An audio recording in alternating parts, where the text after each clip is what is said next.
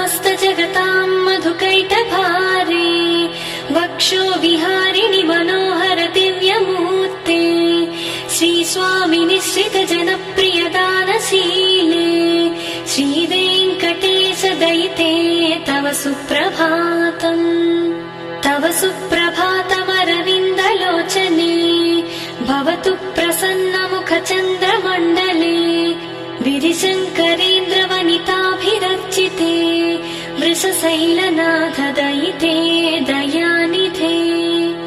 अत्र्यादिसप्तर्षयः समुपास्य सन्ध्याम् आकाशसिन्धुकमलानि मनोहराणि आदाय पादयुगमर्चयितुम् प्रपन्नाः शेषाद्रिशेखर विभो तव सुप्रभातम्।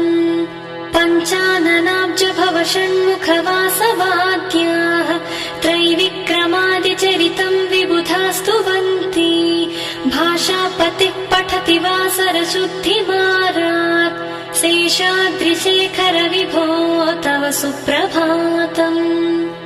ईषत्प्रफुल्ल सरसीरुह नारिकेळ पूगद्रुमादिसुमनोहर पालिकानां